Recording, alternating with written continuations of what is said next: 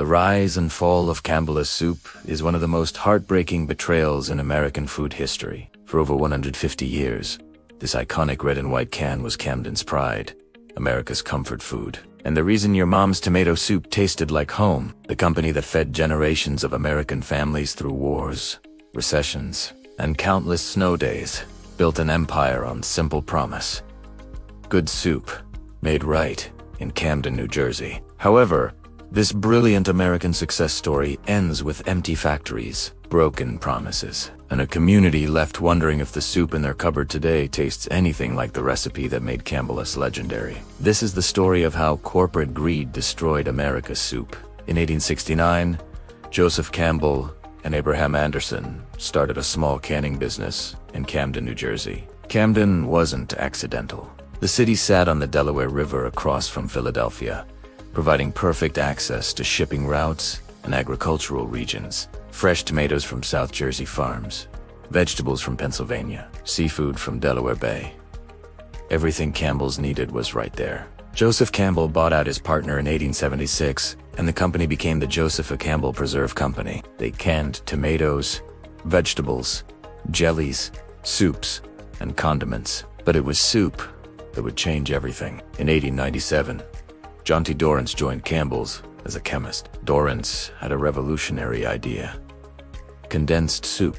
By removing most of the water, soup could be canned in smaller containers, shipped more efficiently, and sold cheaper. Customers just added water at home. It sounds obvious now, but in 1897, this was innovation that would transform the American food industry. Dorrance's condensed tomato soup launched in 1897. Selling for 10 cents a can. Within a year, Campbell's was producing over 16 million cans. Annually, the red and white label, inspired by Cornell University's football uniforms, became one of the most recognizable packages in American history. By 1904, Campbell's had dropped everything except soup. They weren't a preserve company anymore. They were the soup company, the one that mattered.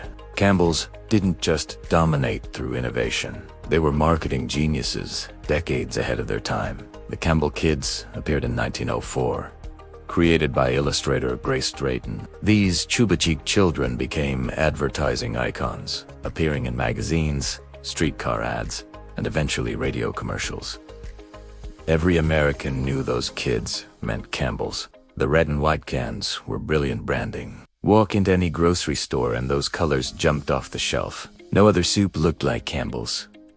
You could spot that red from across the store, and every household knew exactly what they were getting. Consistent, reliable, affordable soup. The company embedded themselves into American culture. Campbell's wasn't just food, it was comfort. When you were sick, Mom made Campbell's chicken noodle soup. On cold winter days, tomato soup and grilled cheese was lunch. Green bean casserole with Campbell's cream of mushroom soup became a Thanksgiving tradition. The company didn't just sell soup, they sold memories, traditions, family rituals that passed between generations. Camden became Soup City. The factory complex on the Delaware River grew continuously, adding buildings, production lines, and workers. By the 1920s, thousands of Camden residents worked for Campbell's. The company built housing, provided benefits, created social programs. Generations of families worked there, taking immense pride in producing America's soup. The Depression hit Camden hard, but Campbell's kept people employed. When you could afford little else, a can of Campbell's soup for 10 cents could feed a family. The company became even more essential during those desperate years, keeping Camden afloat when other industries collapsed. World War II cemented Campbell's place in American life. The military bought millions of cans for troops overseas. Soldiers in Europe and the Pacific got Campbell's soup with their rations. A taste of home when they were thousands of miles away, facing death. That might sound dramatic, but anyone who's been away from America for months knows the emotional power of familiar food. Campbell's soup tasted like Sunday dinners, like childhood, like peacetime normality. The factory became part of the war effort. Production ran 24 hours.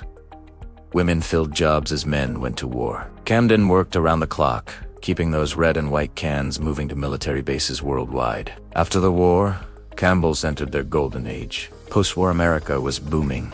and Campbell's was everywhere. Television advertising began in the 1950s.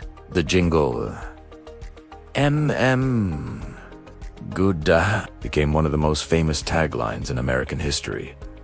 Every child could sing it. In 1962, Andy Warhol created his Campbell's soup cans artwork, elevating the product to pop art icon status. Those paintings said everything about Campbell's place in American culture. This wasn't just soup. It was America itself, mass-produced, democratic, accessible to everyone regardless of class or income. New varieties appeared constantly: chicken noodle, cream of mushroom, tomato, vegetable beef, minestrone. By the 1970s, Campbell's offered dozens of varieties, but the classics remained unchanged. The same tomato soup recipe from 1897. The same chicken noodle that had comforted sick children for generations. Consistency was Campbell's promise. You knew exactly what you were getting. Camden remains central to Campbell's identity. The factory complex sprawled across acres of waterfront. Thousands worked there. The smell of cooking soup filled the city. Camden was Soup City, and residents wore that identity proudly. The connection between Camden and Campbell's ran deep, built over a century of shared history. Then, everything changed. In the 1990s and 2000s, Campbell's started shifting. The company remained headquartered in Camden, but production began moving. Plants opened in other states. Some operations went to Canada and Mexico. The promises about Camden being the heart of Campbell's felt increasingly hollow. Cost-cutting became priority. Shareholders in New York who never set foot in Camden dictated the future of a company that had been part of the city's identity for over a century. Recipe controversies surfaced. Longtime Campbell's users complained the soup didn't taste the same. Some said tomato soup was sweeter, less tangy. Others noticed texture differences in chicken noodle. The company denied formula changes, insisting recipes remained unchanged.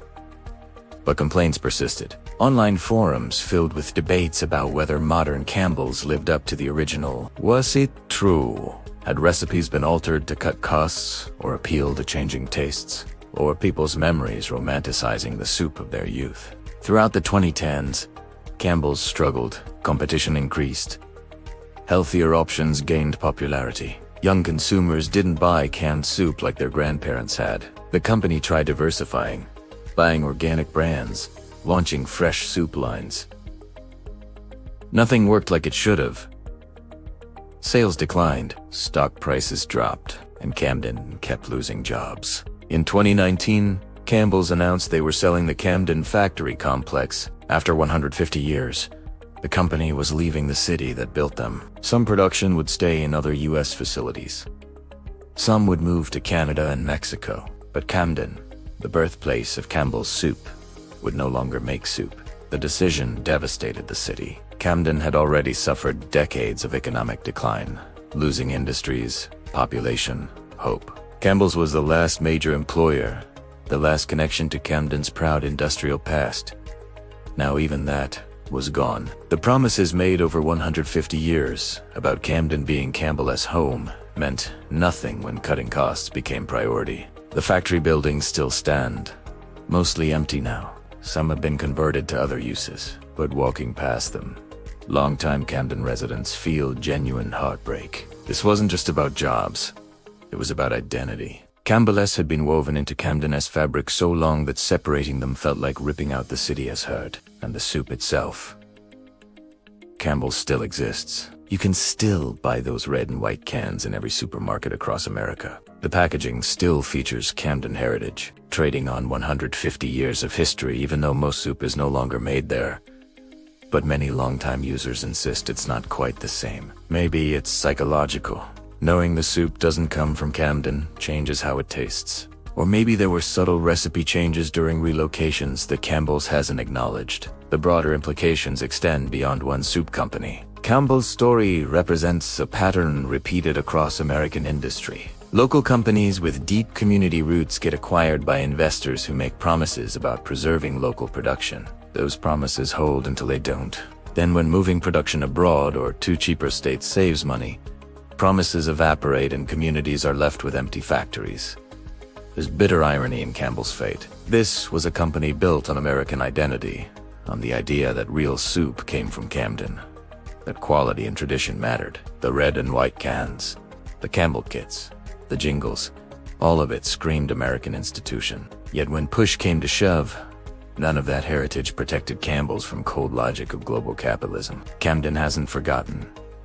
The closure left scars that won't heal quickly. Some locals refuse to buy Campbell's anymore, seeing every purchase as supporting the company that abandoned their city. Others continue buying out of habit or nostalgia, but with sadness rather than pride. The red and white that once represented Camden-esque glory now serves as painful reminder of what was taken away. So, there you have it. From Joseph Campbell's small cannery in 1869 to corporate betrayal in 2019. A story that captures everything about American industrial history, the good and the absolutely heartbreaking. Because Campbell's wasn't just a soup company, it was community's source of pride.